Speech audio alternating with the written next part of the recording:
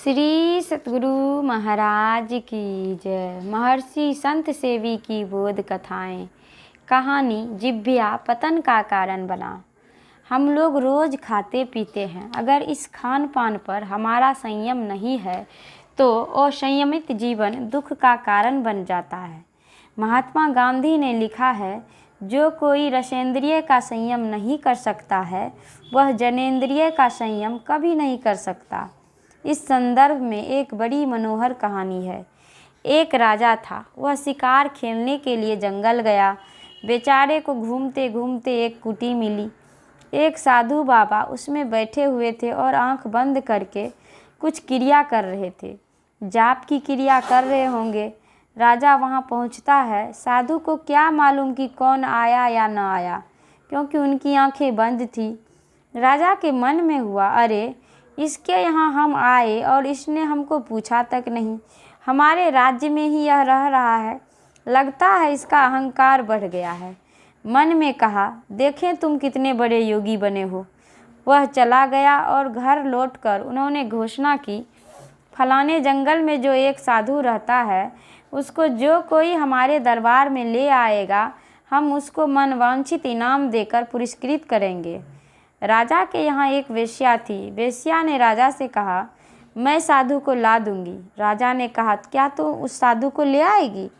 वेश्या ने कहा, जी हाँ, अवश्य ले आऊंगी। राजा ने कहा, साधु को यहाँ लाने पर तुम जो मांगोगी वही मुँह मांगा वरदान तुमको मिलेगा। जैसे कोई राजा गुप्तचर को कहीं भेजते हैं, उसी तरह वेश्या ने अपनी बांदी को समझा बुझा कर कहा, सुनो, पहले जाकर बाबा जी की दिनचर्या देखो कि वे क्या क्या करते हैं। दिन भर वहीं रहकर और उनकी सारी कार्यतालिका लाकर शाम में मुझे देना। बांदी ने वैसा ही किया। उसने साधु की दिन भर की चर्या देख ली और शाम में आकर सारी बातें बताती हुई बोली, स्वामिनी, साधु बाबा तो बहुत बड़े त्यागी हैं। जंगल में जो पका हुआ फल नीचे गिरता है, केवल वही फल वे खाते हैं, फल तोड़कर भी नहीं खाते। उनका बड़ा संयममय जीवन है। वेश्या ने कहा, कोशिश करने से क्या फ़र्क पड़ता है। ऐसा विचार कर वेश्या एक सुंदर थाल में बहुत अच्छी अच्छी भोजन सामग्रियां लेकर साधु बाबा के पास गई। उस समय साधु बाबा ध्यान में बैठे हुए थे। वह बेचारी उनकी प्रतीक्षा करती रही। जैसे ही साधु बाबा का ध्यान टूटता है, वैसे ही उनके सामने वह थाली रख कर प्रणाम करती है और कहती है, मैं बहुत दूर से आपके दर्शन के लिए आई हूँ। मुझे कोई संतान नहीं है, आपसे वरदान लेने आई हूँ और यह भोजन थाल आपकी सेवा में लाई हूँ। साधु बाबा ने अपनी आंखें बंद कर ली, न उसकी ओर देखा न उसकी थाली की ओर। वेश्या बहुत देर तक बैठी रही और फिर वह उठकर घर चली गई। दूसरे दिन फिर वह साधु बाबा के पास उसी तरह अच्छी अच्छी चीज़ें भोजन के लिए बनाकर ले गई। साधु बाबा उस समय भी ध्यान में बैठे हुए थे। उनके सामने थाली हाजिर कर वह चुपचाप बैठ गई। जब बाबा की आंखें खुलती हैं तो वे देखते हैं कि सामने में भोजन की बहुत सी चीज़ें रखी हुई हैं। वेश्या हाथ जोड़कर कहती है, महात्मन, मैं रोज़ ठाकुर जी की पूजा करती हूँ। मेरी श्रद्धा ठाकुर जी के प्रति अगाध है। मैं जो ठाकुर जी को भोग लगाती हूँ वही आपके लिए ले आई हूँ। आप भी भोग लगाइए।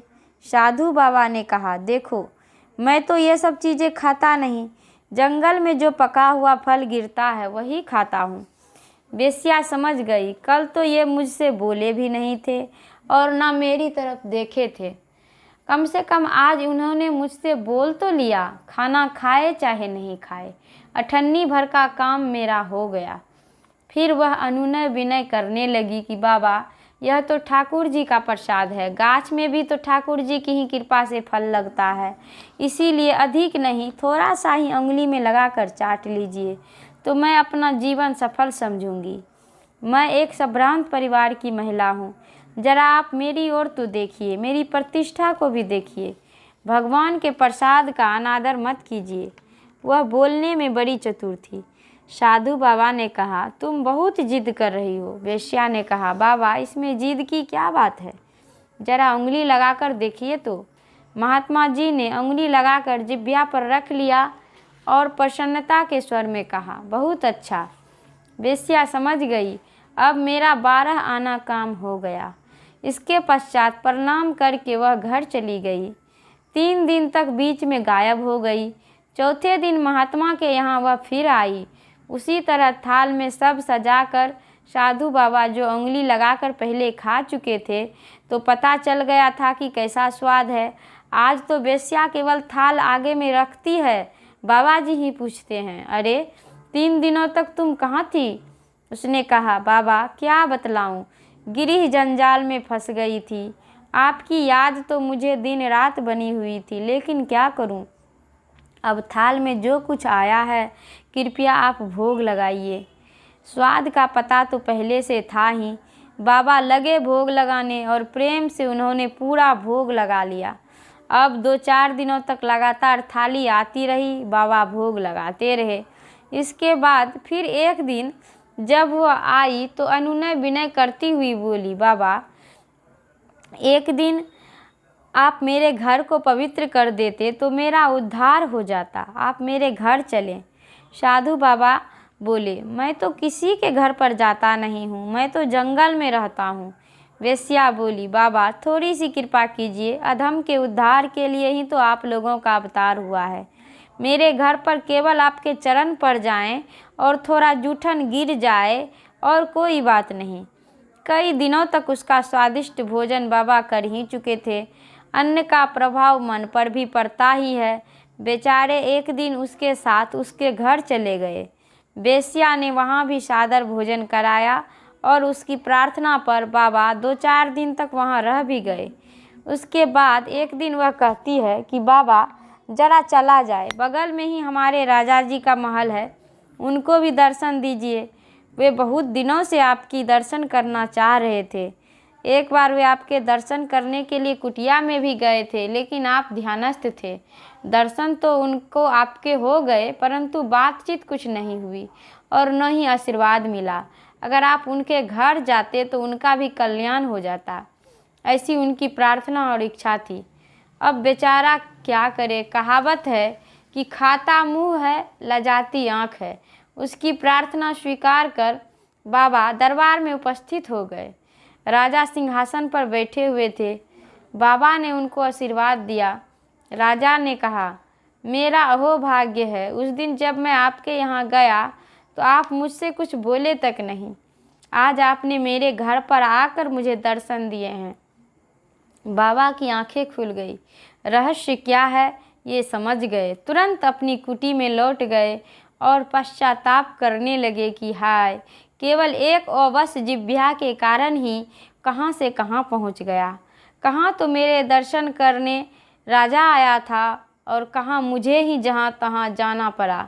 जहाँ नहीं जाना चाहिए, जिह्वा बस में नहीं होने के कारण ही मेरा यह पतन हुआ।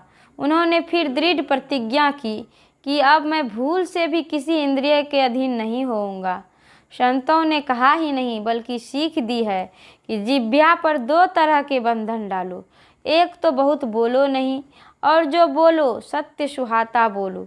दूसरी बात, जो भोजन लो वह सात्विक और परिमित हो। देख लो कि भोजन तुम्हारे लायक है या नहीं। इसीलिए हित भूख, मित भूख और ऋत भूख के लिए संतों ने उपदेश दिया है। तीनों में से किसी की कमी रही तो हमारी मनोदशा अच्छी नहीं रह सकती। श्री सतगुरु महाराज की जय। यह प्रवचन शांति संदेश पत्रिका में जुलाई 1983 ईस्वी को प्रकाशित हुआ था। श्री सतगुरु महाराज की जय।